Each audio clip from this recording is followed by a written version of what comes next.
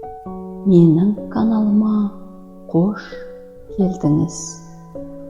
Медитацияны бастамас бұрын менің каналыма тіркеліп, қоңырау басуды ұмытпаңыз.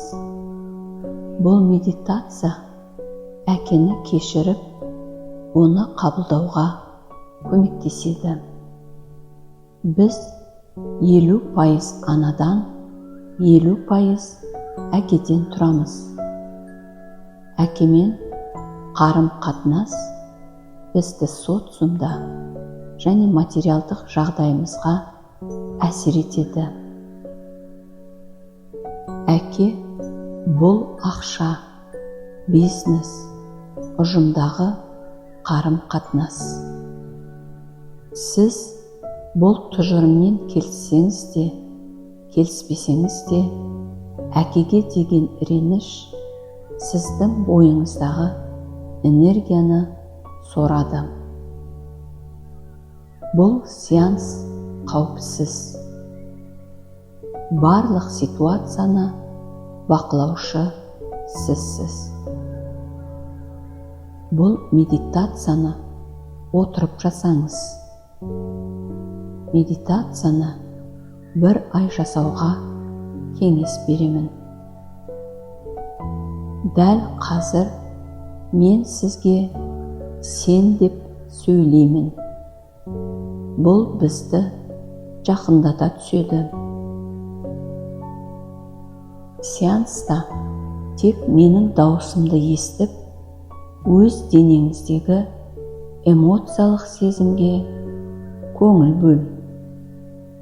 Егер де өзіңді жеңіл сезінсең, өте жақсы.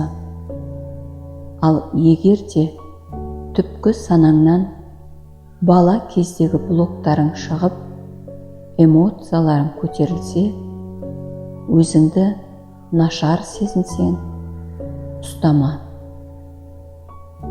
Бүкіл эмоцияларыңды шығарып, проживать ет.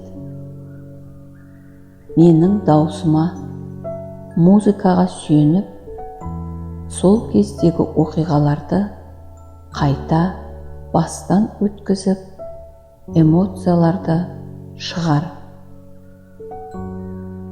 Тек сол уақытты сезіну арқылы жағымсыз эмоциялардан құтыла аласың.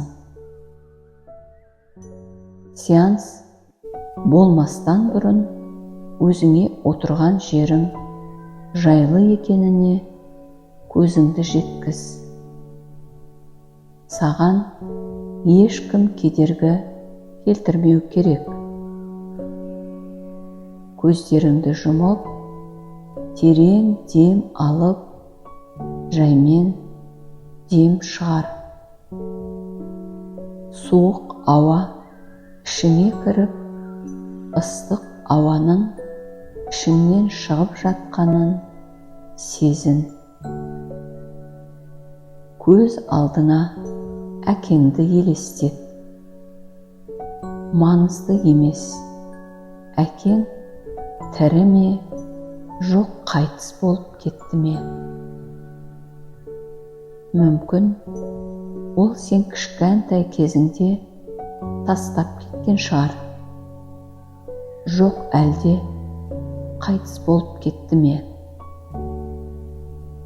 Тіпті сен оны қабылдамасаң да, оның образын көз алдыңа елестете алмасаң да, есіңе түсіруге тырыс.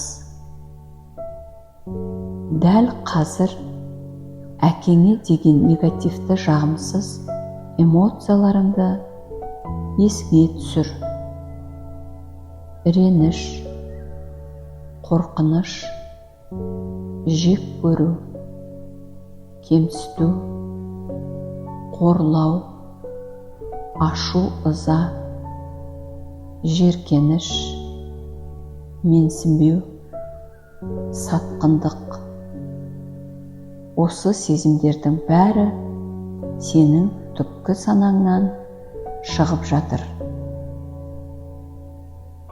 Енді сен өз денеңнің реакциясына көңіл бөл. Дәл қазір сен бейсаналы түрде ішіңе тығылған, шығарылмаған эмоцияларың жоғарыға көтеріліп, сенің денең арқылы шығуда. Сенің мүмкін жақтарың, қолдарың тырысуы, тіпті сен әкеңе қол көтеріп, бетіне түкіруің де мүмкін. Болмаса, басқа іс-әрекет жасағың келіп тұр. Сен қазір осы сезімдерді саналы түрде сезініп тұрғаныңды мойында.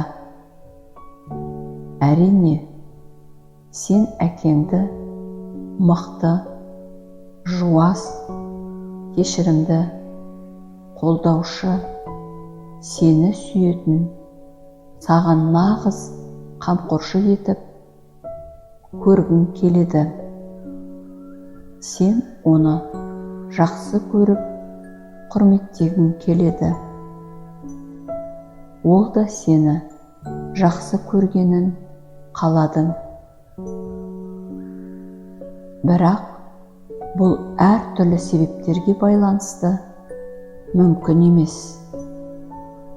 Сол себепті сенің әкең идеал емес. Оның да өзіне тән сенімдері, установкалары, әлсіздік жерлері, кемшіліктері бар. Ол жай ғана сенің әкең. Бейсаналы түрде әкеңнің сен ойлағандай болғанын қалайсың. Сенің бүкіл ренішің мен талаптарың арқылы әкеңнен өзің ойлағандай әке етіп көргің келеді.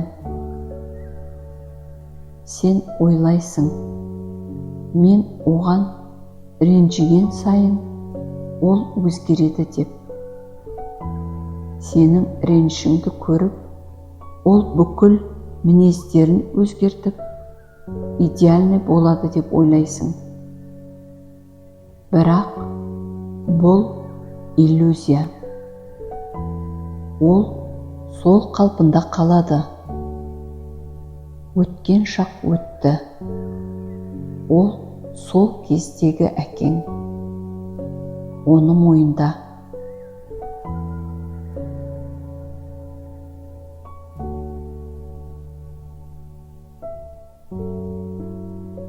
Сенің талаптарың мен күтуіңнің бәрі иллюзия. Ол сен ойлағандай керемет әке бола алмайды. Ол сен үшін қиын болуы мүмкін. Сен уайым мен қайғыңды тауып, оны шығарып таста. Жылағың келсе жыла. Себебі сен бұрыннан бері жинап алған ауыртпашылықтан құтыласың.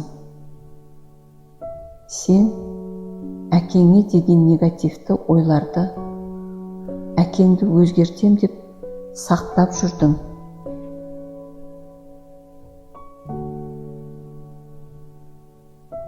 Әкеңді қалай бар, солай қабылда. Оны өзгерте алмайсың. Енді әкеңе айт. Әке, өкінішті.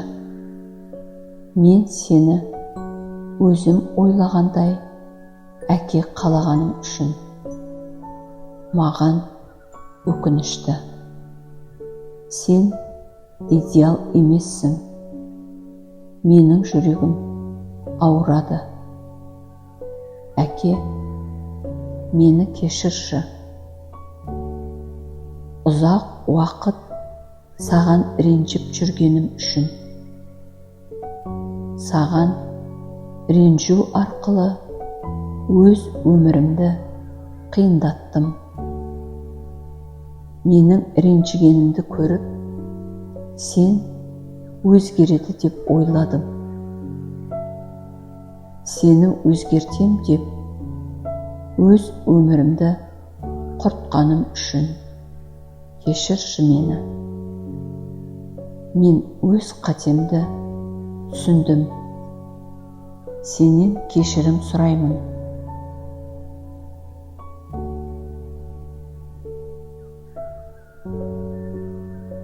Енді сен әкеңнің көзіне қарап, көзіңе ілгің келмеген жақсылықтарын есіңе ал. Тіпті ол сенің өміріңде болмаса да, ол саған өмір сыйлады. Сенің анаңды жан тәнімен сүйді. Сен бұл өмірге үлкен махаббат пен сүйіспеншіліктің арқасында келдің. Саған әкең өмір сыйлағаны үшін алғыс айт. Ризалығыңды білдір. Әкең болмаса, сен бұл дүниеге келмес едің. Осы сезімдердің бәрін сезінбес едің. Сен іздеген махаббат бұл сенсің. Сен махаббаттың куәсісің. Ата-анаңның бір-біріне және саған деген махаббаттың куәсісің. Әлемнің дәл осы қалпында тұрып, яғни күннің шығуы, шөптің өсуі, жан-жануарлардың көбеюі, екі адамның сүйіспеншілігінің арқасында адамзаттың дүниеге келуі, барлығы махаббаттың куәсі. Сен осы үшін алғыс айтып, шүкіршілік ет. Сенің өміріңде ең маңызды екі адам бар. Ол анаң мен әкең. Әкең қандай да бір жүрегіңе тиетін іс істесе де, бәрібір де әкеңді кешір. Оны жақсы көр. Сен оны барлық жаныңмен жақсы көр.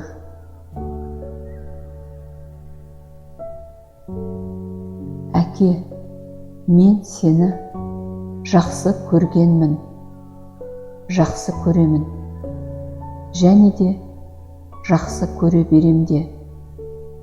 Сен де мені жақсы көресің.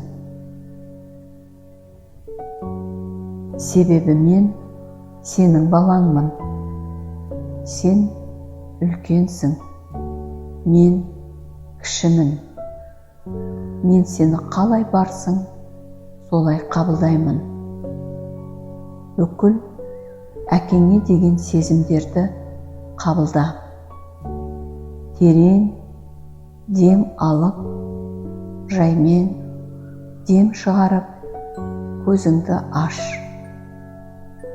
Бұл медитацияны бірнеше рет қайталауды кеңес беремін. Қайталау арқылы блоктарыңды шығарып, өзіңмен жұмыс жасайсың. Әкеңмен ара қатынасыңды жақсартып, қаржылай жағдайыңды көтересің. Егер де бұл медитация саған көмегін тигізсе, кері байланыс жасап, комментарий қалдыр. Достарыңмен бөлісуді ұмытпа.